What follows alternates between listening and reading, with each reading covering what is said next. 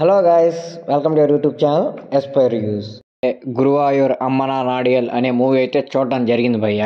ఈ movie 2 hours 30 minutes run టైంతో హాట్స్టార్లో అయితే స్ట్రీమ్ అవుతుంది.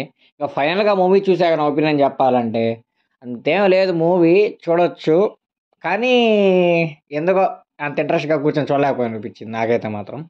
స్టోరీ అయితే చాలా బాగుంది, మంచి కామెడీ జనరేట్ చేసే స్టోరీ భయ్య. కానీ నాకు తెలుగు రైటింగ్స్లో ఎక్కడో తేడా అనిపించింది భయ్య. అంటే ఈ మూవీకి మలయాళంలో డైలాగ్స్ ఎలా ఉన్నాయో నాకు తెలియదు కానీ తెలుగులో డబ్ చేశాక మాత్రం మెయిన్గా నాకు ఆ డైలాగ్స్ ఫాల్ట్ అనే అనిపించింది. ఎందుకంటే అక్కడ కామెడీ జనరేట్ అయ్యే సీన్స్ చాలానే ఉన్నాయి. వాటికి కానీ మంచిగా డైలాగ్స్ కానీ రాసుంటే పడి నవ్వుకోండొచ్చు అసలు. కానీ అలా డైలాగ్స్ డెలివరీ చేయడంలో ఫెయిల్ అయ్యారనిపించింది నాకైతే మాత్రం. ఇంకా ఈ మూవీలో సాంగ్స్, బ్యాక్గ్రౌండ్ మ్యూజిక్ అంత ఆకర్షణీయంగా అయితే ఏముండవు. నేను ఈ మూవీ మెయిన్గా చూడడానికి రీజను పృథ్వీరాజ్ గారు ఉన్నారు కదా, ఏమన్నా కొంచెం ఇంట్రెస్టింగ్గా అట్లా ఉంటుందేమో అనుకున్నాను. స్టార్టింగ్లో మూవీ చూస్తున్నాను సేపు, ఇది ఏందబ్బా, ఇది ఏమన్నా హోమోసెక్సువల్ మూవీయా, ఇలా పోతుంది ఏందబ్బా అనుకున్నాను. కానీ పోను అర్థమైంది అది కాదు, ఇది వేరే మూవీ అని. మెయిన్గా ఈ మూవీ యొక్క ప్లాట్ ఏంటంటే, ఒక అబ్బాయి ఒక అమ్మాయిని 5 years సిన్సియర్గా లవ్ చేస్తాడు. తర్వాత బ్రేకప్ అయిపోద్ది.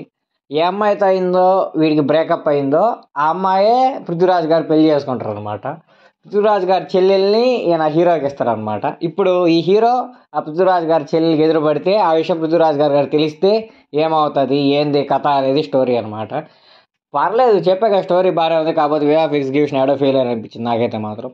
అండ్ నాకేమనిపించిందంటే ఇందులో ఒక హీరోయిన్ అనమాట. ఆమెను చూస్తుంటే నాకు కొంచెం చిన్నపిల్లలాగా అనిపించింది. అంటే హీరోయిన్ అంటే ఒక అపీల్ ఉంటుంది కదా, అంటే ఇలా ఉండాలి, ఇలా కొన్ని ఎక్స్పీరియన్స్ ఉంటాయి కదా మనకు. ఎక్స్పీరియన్స్ అయితే ఏం రీచ్ అవ్వలేకపోయింది నాకైతే మాత్రం. అసలు నాకు ఈ మూవీ పృథ్వీరాజ్ గారు ఎందుకు చేశారు ఇంతవరకు అర్థం కావట్లేదు. అంటే మూవీలో చెప్పుకోదగ్గ కంటెంట్ లేదు, ఆ క్యాస్ట్ అంత ఏముండదు. యాక్టింగ్స్ మాత్రం మలయాళం గురించి చెప్పడం పర్లేదు భయ్య. ఎందుకంటే వాళ్ళ యాక్టింగ్స్ ఎప్పుడైనా సరే ఒక క్యారెక్టర్ ఇచ్చామంటే దానికి ప్రాణం పెట్టి చేస్తారు. అలాగే ఈ మూవీలో కూడా ప్రతి క్యారెక్టర్ చాలా బాగా యాక్ట్ చేశారు. కాకపోతే చెప్పాక డైలాగ్ డెలివరీస్ ఒక్కటే నాకు ఎందుకో సింక్ అవ్వలేదు. ఇంకా మ్యూజిక్ కూడా ఎవరో కొంచెం బాగా ఇచ్చి ఉంటే అది బాగునేమో అనిపించింది.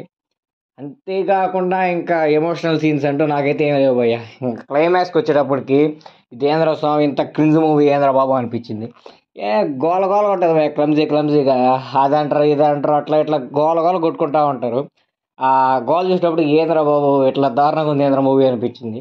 కానీ ఫైనల్గా మూవీ చూశాక పర్లేదు, మరి అంత పక్క మూవీ ఏం కాదు, ఏదో చూడొచ్చురా స్వామి అనిపించింది. మీకు ఇంట్రెస్ట్ ఉంటే హాట్స్టార్లో అయితే స్ట్రీమ్ అవుతుంది, చూడాలని వాళ్ళు అయితే చూడొచ్చు.